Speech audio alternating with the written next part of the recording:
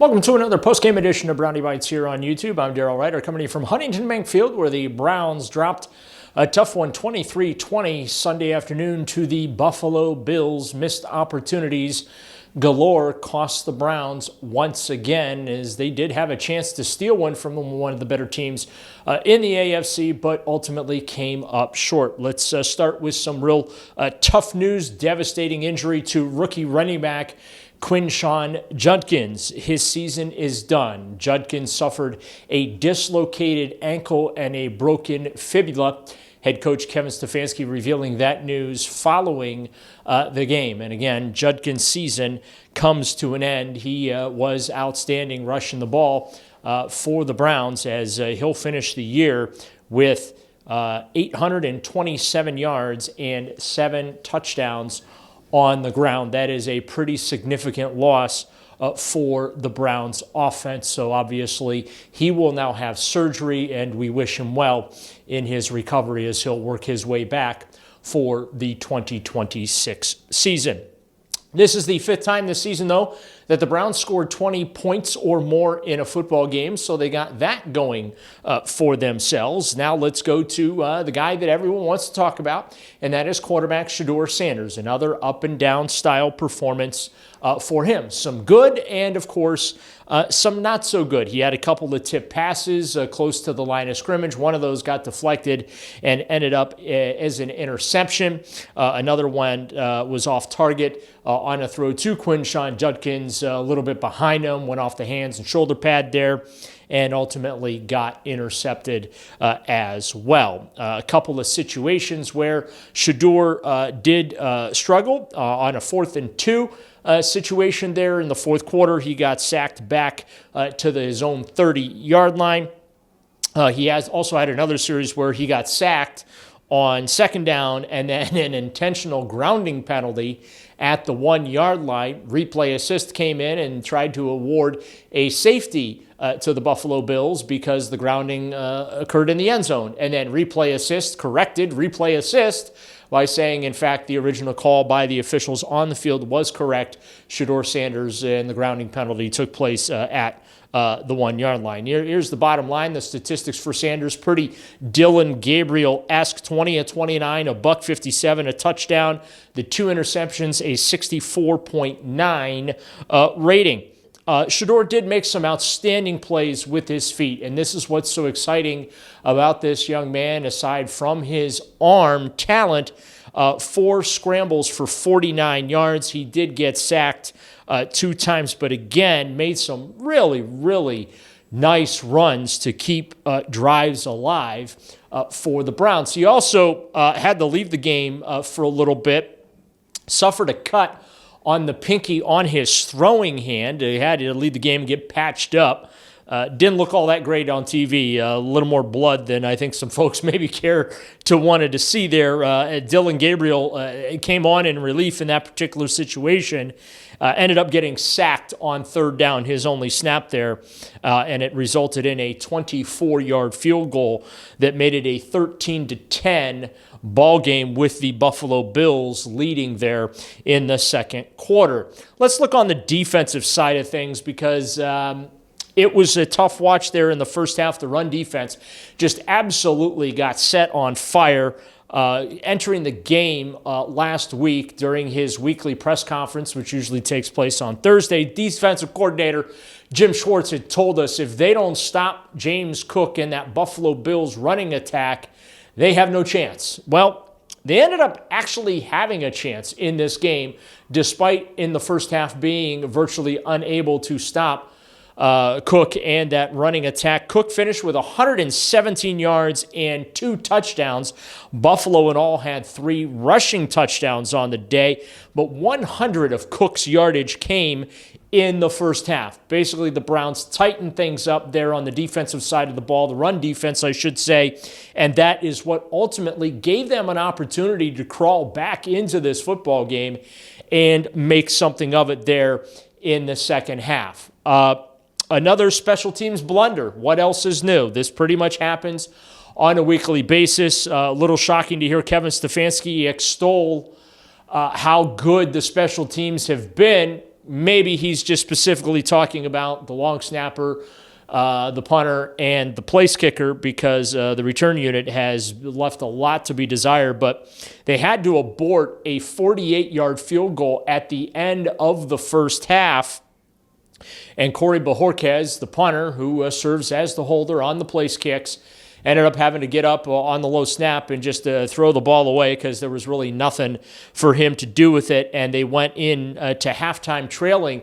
The reason why that play is so significant is, well, they lost 23-20. And had they not had to abort that try, and assuming that Andre Schmidt, who has done an outstanding job this year following the week 1 setback there, he's been pretty good kicking the football. Had he made that field goal, it's a 23-23 game, and from there, anything can happen. So that actually ended up being a pretty significant play, and I remember sitting there after that happened, going into the locker room there thinking, man, this is definitely going to come back and haunt the Browns, even though I came into the game feeling like the Buffalo Bills eventually were going to be able to pull away in this game. I thought it was going to be a close game at half.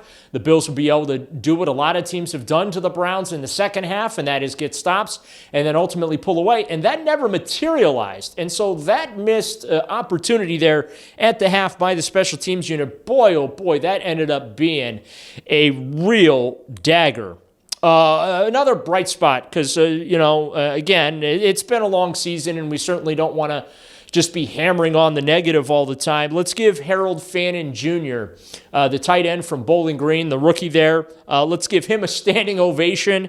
He has broken the Browns' single-season record for catches by a rookie. And he was able to do that today. Fannin had 2 more touchdowns here against Buffalo. One of them a touchdown reception, and then the other one came on a 1-yard touchdown run as the Browns got a little fancy there near the goal line and did a handoff to him, and he was able to punch that in. But yeah, he had a touchdown catch as well. He's been outstanding this season. One of the few bright spots, consistent bright spots for this football team. He leads the team in catches by a country mile with 701 yards passing. He'll be on the all-rookie team. And again, he's got 5 touchdowns receiving. And then on the ground, today was his 6th overall touchdown. But also, too, running back linebacker Carson Schlesinger continued his outstanding rookie season as he picked up another sack. And then, speaking of sacks, Myles Garrett. They were kind enough to give him a half a sack on the play. Originally, it was awarded to Mason Graham, the number 5 overall pick there out of Michigan, first-round pick this year. It looked like it was going to be his first full NFL sack. Then the scorekeeper went back, and I don't know if they looked at it, had a change of heart, whatever. Basically, they said Josh Allen gave himself up at the 1-yard line, and then they went ahead and split the sack with Myles Garrett and Alex Wright. And Mason Graham, who ultimately tapped Josh Allen down at the 1-yard line. He's the only one that touched him, because Allen kind of lost his footing as he was retreating on that particular play. Mason Graham, I thought was deserving of the sack, but ultimately the scoring decision was given that Wright and Garrett were forcing the pressure, and because Allen lost his footing and essentially gave himself up there at the 1-yard line, they went ahead and divided the sack between Garrett and Wright. So that puts Myles Garrett with 22 sacks on the season. He is now a half sack shy of tying the single-season sack record, which is currently held by T.J. Watt of the Pittsburgh Steelers and, of course, New York Giants Hall of Famer Michael Strahan.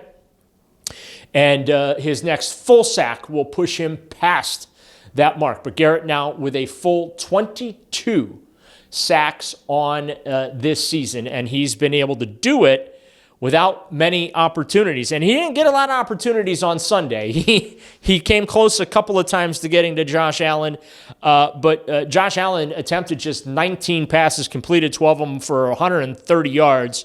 His longest pass actually ended up being like 21 yards or something like that. Allen didn't really need to throw the football, and the reason why Allen didn't need to throw the football is because, well, Buffalo did such an outstanding job running the football. Let's look at a couple of final numbers here before we get on out of here. Browns had more first downs than the Bills did, 22-16. Buffalo was 2 of 8 on third down. The Browns were actually pretty good on third down. 8 of 14, one of their better afternoons in that regard. Buffalo 0 for 2 on fourth down, Browns 0 for 1 on fourth down. Total yardage advantage to the Browns, 294 to 259. On the ground, though, Buffalo by a whisker, 164 to 160. It was a pretty good rushing day for the Browns on the ground, as even with Quinshon Judkins being lost for the season, as I mentioned earlier, that devastating ankle and leg injury that he suffered. The Browns with 160 yards on the ground. Shedeur Sanders had 49 of those. Rocket, the other Sanders on the team, the running back, 42 yards. Corley had 30 of those yards. Judkins, 8 carries, 22 yards before he ultimately ended up getting hurt, and Williams adding 17. So a pretty decent rushing day for the Browns, but in the end, it just, what was not good enough. And again, the Browns won this thing from a statistical standpoint. They even out threw the Buffalo Bills 134 to 95. But the only stat that matters, folks, is the final score. And the final score in this one was the Buffalo Bills 23 and your Cleveland Browns 20. This is the 12th loss of the season for the Browns. They are now 3-12 on the season. It marks the 12th time since 1999 that this franchise has lost at least 12 games in a season. So very, very disappointing there. And there's 2 more of these to play. The Pittsburgh Steelers come to town next weekend. Will Myles Garrett go ahead and get that record taken care of? And then they'll end the season with a trip down Interstate 71 against the Cincinnati Bengals. We're still waiting for the NFL to tell us when they are going to play that game. Of course, one of the new things the league has done in recent years, they have held us all captive when it comes to Week 18 start times on Saturday or Sunday, because they want to make sure they put the best possible matchups with playoff implications in their prime windows for television purposes. So that's going to do it for this edition of Brownie Bites here, the post-game edition. Browns lose to the Bills 23-20. Thanks as always for watching us here on YouTube. Don't forget to hit that subscribe button on the 92.3 The Fan channel. With the Browns at Huntington Megfield, I'm Daryl Ruiter for Sports Radio 92.3 The Fan.